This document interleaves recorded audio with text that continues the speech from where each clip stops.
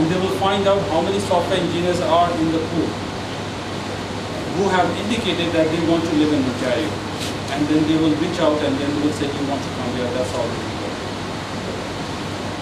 So that's a plus, for people who are in this profession. But I cannot, somebody who's not, I cannot make them software engineer, right? Whatever you are, then that's what it is. What I want to do is this. Instead of giving you a speech or monologue or something, why don't you ask questions so that I can address those questions? That might be better, right? What do you think? Yes, can you take the microphone to that? I'm a BSc graduate. You have to speak up. BSc? I'm a BSc graduate, okay. But I have experience of around 10 years working in administration field, like secretary, document controller. Currently I'm working in a Gulf country, in a construction company as a document controller. So what is the opportunity for me? What do you mean document controller? What we have to do is, we have to find an occupation profile for you.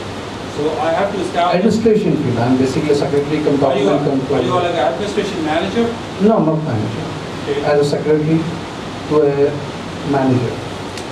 Document controller come secretary. Secretary to manager. Let me check the secretary to a manager.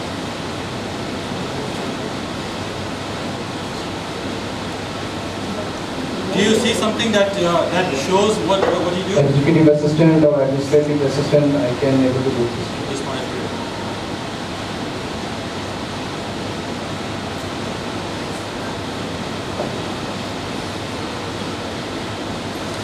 This is a very important. This is a very important question that all of you have to understand, because you are working in different occupations. How do we find out whether your occupation profile matches the requirement of the Canadian government? So for example, in this case, if he's executive assistant, can you read out the first line for me? Executive assistant coordinate administrative procedures, public relations, activities and research and analysis. Functions for members of legislative assemblies, ministries, deputy ministers, corporate officials and executives, committee and board of directors. Sure. So, this first line in the Canadian government system is called the lead statement. What is it called? Lead statement. Lead statement means that this is the essential part of the duty. My question to you is this: do you do this in your job? Not much. Not much? Basically. How much? 50% or? 25%. 25%. Okay, so this is called lead statement, and there's another second test to find out whether this profile is relevant for him or not. And we will look at the main duties description and see what percentage among the duties that he's following. Are in general in computer science. Can we finish with him first? Sure. So take a look at the main duties. So there are 6 descriptions. Tell me how much of these 6 are you doing at present? Second one, analyzing incoming and outgoing memorandum, submission of reports, preparing of coordinate. Second point, then preparing agenda, making arrangement for committee, board and other meetings. Is there any meeting I have to arrange? My question is, just tell me, are you doing 50% of them or not? Maybe. It will come around 50%. It will come around 50%. Okay. So now we have a certain doubt whether this NOC code is relevant for him or not. Look at the employment requirement. Do you have a degree?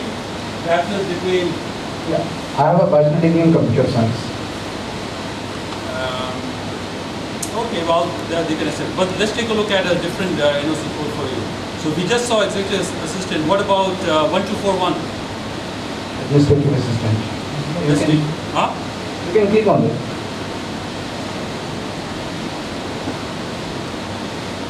Management and professional employees, they are employed throughout the private and public sectors.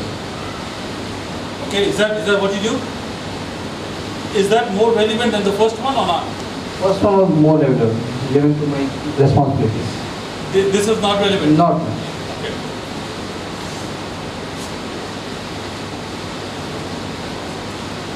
Yeah. the requirement of the Canadian government is in express entry is that you have to do the lead statement in your job. So they will ask his experience certificate. We need his job contract. You know, when you're working, they must have given you employment contract. I do that. So in the employment contract, they need to see the statement. Not in same words, but in more or less same meaning. They want to see the same description. If you don't have this, then they will reject your application. And among the main duties, they need to see at least 50% of the main duties that you are doing. Only then you will be accepted in this experience. Otherwise, they will reject the application. And if it gets selected, what will be the basic, how much we can earn in Canada? Well, that's a question we will take a little on. First of all, let us get... Because I'm getting good salary in Gulf GCC countries. So if I want to move to Canada, means... These guys are interested in getting the visa first, and then we can talk about how much money you make. But if you are making good... Now, wherever you are working in Gulf, there's no tax. Yes, I know. But in Canada, you will pay tax. So just be careful where you're going. You may not like it. I have one client. He is in Oman. He is working in a bank, senior vice president. He is making about $50,000 a month. $50,000 a month salary in Oman. He's got the PR, he's got the visa. He went to Canada. He says, I don't want to live in Canada. I'm going back to Oman. I see many foreign Yes. Americans they are working in GCC countries. Yes. Because they are getting tax-free salary. Yes, and that is why I always tell people, be careful if you are really wanting to go to Canada, because you may not like where you're going. Because there are some consequences. You have to pay taxes and it's expensive. The weather is also very cold. Like Weather is very cold. Very cold. Yeah, this is right now plus 30. I'm used to living in minus 40. Yes. You know, like Indian soldiers who are fighting in Leh, Ladakh, Siachen. I'm in Siachen all 12 months.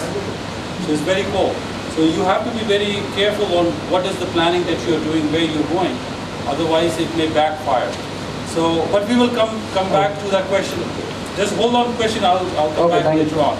So, no matter what occupation you choose, the formula is very simple. Lead statement.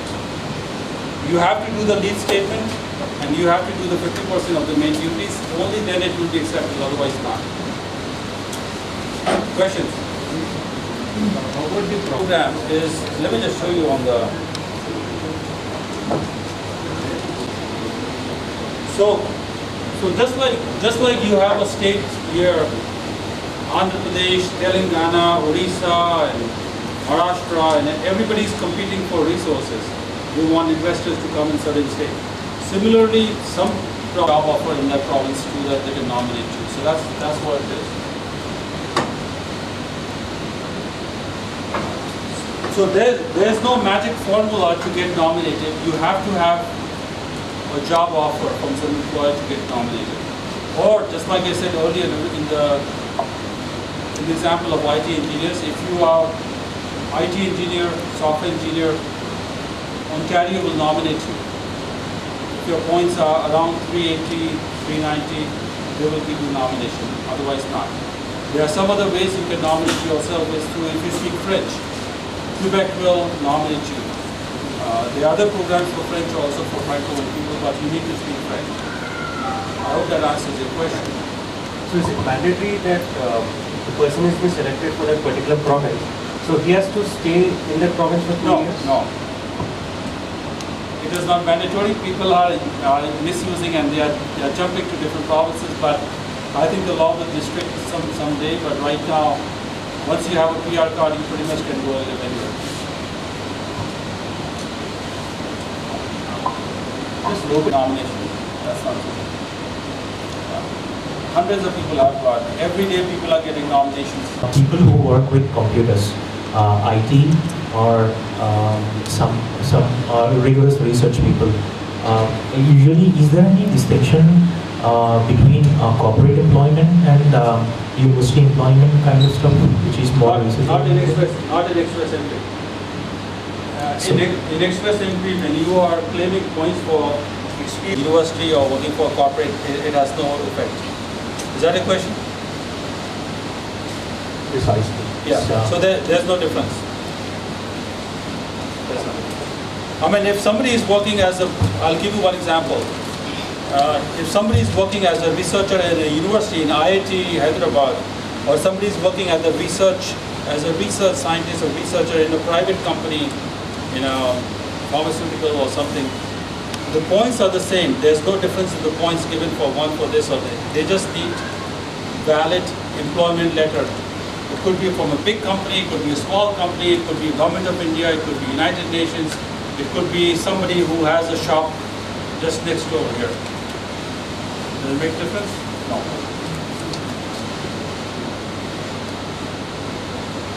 Good? Yes? The provisions of Quebec do not have PNP, sir. So, the provisions of Quebec does not have PNP. So, Based on certain criteria for PNP provincially nominated by Quebec. So every province has a quota. If you see, they will take only 5,000.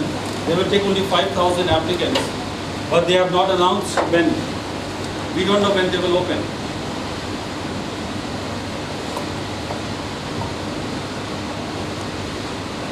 Connected there.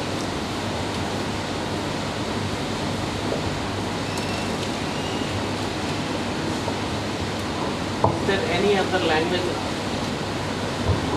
Is there any other language other than English and French which can be of benefit? No. Like which language? Like Spanish? No. Spanish is popular in the US. Why, this is US though. We are not US, we are Canada. Canada is very different from US. I have a lot of Americans leaving America and coming to Canada. I have clients from America who are saying, we don't like America, we will leave America and come to Canada. So we don't care about Spanish or something, we care about Canada. Canada is different. So, in degree I have done hotel management. In that first year I used to have French as a basic. So I have studied that French for 1 year. So it's going to add a points to it. You have to take the test. You have to do the test. It's called TEF test.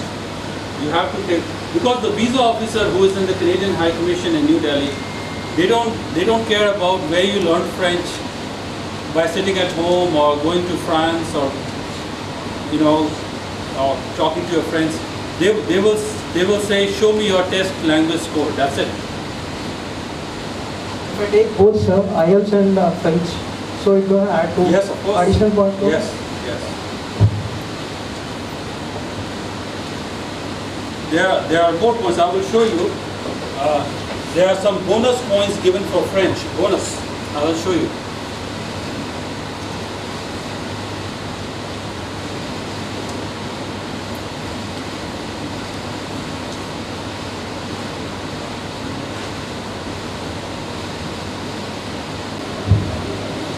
So if you speak French and English both, remember we were looking at your points around 363 first, and then we improved it to 414. If you were speaking French on top of that, you were looking at extra 30 more points.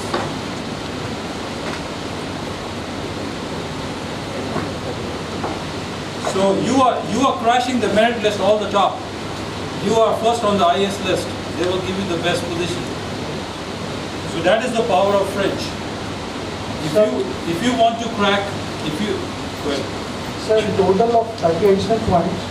But NCLC at level 7 or higher in on all 4 skills. Means it should be 7 or Well, so NCLC is like the Canadian language benchmark. So which is more or less the same thing. So you have to have level 7, which is 2, English and French. So every time a Prime Minister will say something, he has to speak in French and English both. That's the thing. But there are some countries who speak French, like Algeria, like Mauritius, Ivory Coast. Morocco, yes, Morocco, you're right, Morocco. If the person speaks native French, that means French like Telugu, like native language, 30 points extra right there. 30 points extra starting. You start batting, but Mohammad Azharuddin, you get 30 right there in bare list. So that is the power and value of French. So if you have no education, or if you have no experience, if you have nothing, the first thing what you should do today before going to sleep is start looking for French. If you want to come to Canada. If you don't want to come to Canada, then there's no need. Quite erratically. And once they open, the queues will fill up very quickly. Sometimes I have seen in provinces like Manitoba and Saskatchewan, they open in the midnight, like local time midnight, and within 30 minutes they have 10,000 applications already done, confirmed, closed, and then the website says it's shut. So it's like a lottery system. So you have to keep watching on the website to see when you open. That means you have to have your documents ready. You have to have your English and French language course ready. You have to have your education assessment ready. You have to have your experience certificate ready. You have to have a scanned copies of your birth certificate, passport, your marriage certificate, your police certificate, and all of them ready like wonder. And you have to keep watching the website. As soon as the website opens at 12 o'clock in the night, within a few seconds you must upload everything. It takes a lot of mastery and miracle to get it. Does anybody know the answer to this question? Anybody? Is it experience or Experience. Guys, we know the answer to this question. Do you know what the question is? What is the question? Sir, I'm asking you. Do you know what is the question? What is this question? You don't even know what the question is. How will you know the answer? Anyway, I cannot hear. Say that again. Usually there is same format that is followed in a particular region or a country for experience certificate. Okay. Is it necessary that we follow the Canadian style of experience certificate? No, it's not necessary. The answer is on the screen. So you are working in Dubai and somebody is working in accounting somewhere and something. When they require you to upload the experience certificate, this is what they need.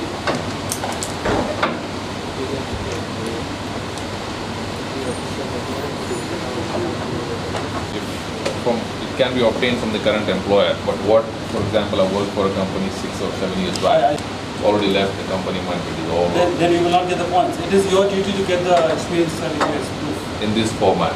Yes. If you cannot, sometimes people ask me if the company got bankrupt, the company is closed. Or maybe the employer, the boss is saying, no, I don't like you, I will not give you the speed because you're going to Canada. I am here staying here. Why are you going to Canada? I don't like you, I will penalize you, I will not do it. Sorry, Canadian government cannot do anything. You have to prove that you were working with this thing. That means you need the work experience on the letterhead signed by the GM or HR or somebody saying that you were working in this job. This was your main duties. Remember the main lead statement and the main duties. How many hours were you working? What was the salary? We need all this information. Otherwise, application will be rejected. Sorry. At least you are asking this question. This is the website.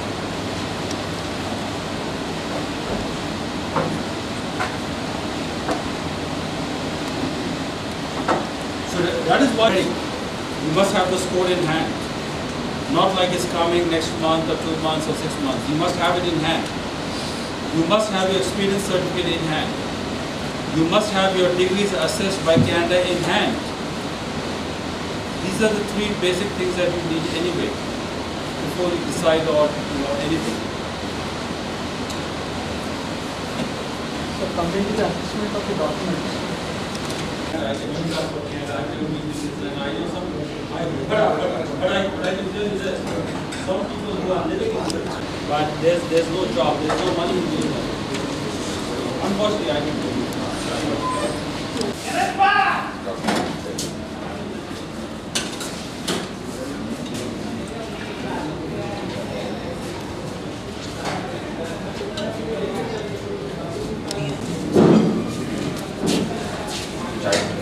For any MNC, any IT company, the opposite IT company or anything, the rival or someone, and that time they'll get a hike and everything. So at present, it may. There are no guarantees in life. Question was, actually I'm a BTech grad from Electronics and Communication stream. So I had a plan of working. As in Australia, you have a visa called a temporary work permit, and it would be a holiday visa on which you can work as well as you can be on a holiday. So is there any kind of visa in Canada? That was my first question. Stop, one by one. So in Canada, there is no holiday visa for Indian people. There is a holiday, it's called International Education Category, IEC. It's for young people from Europe who are between 18 and 30. And from Europe, from Japan, and, but big developed rich countries. And these people can come to Canada, they can holiday, they can work, and they can do the same thing as what this was in England used to call a holiday maker visa. If you go to Google and type,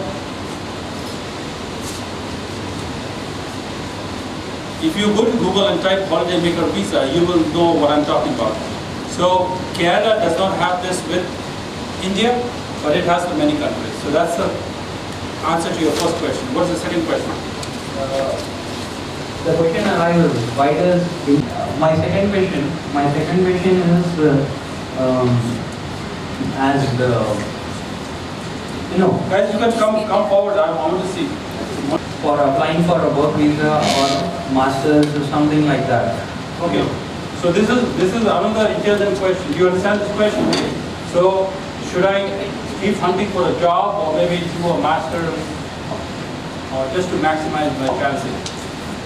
Now, as you saw in the comprehensive ranking system, we value points based on education assessment.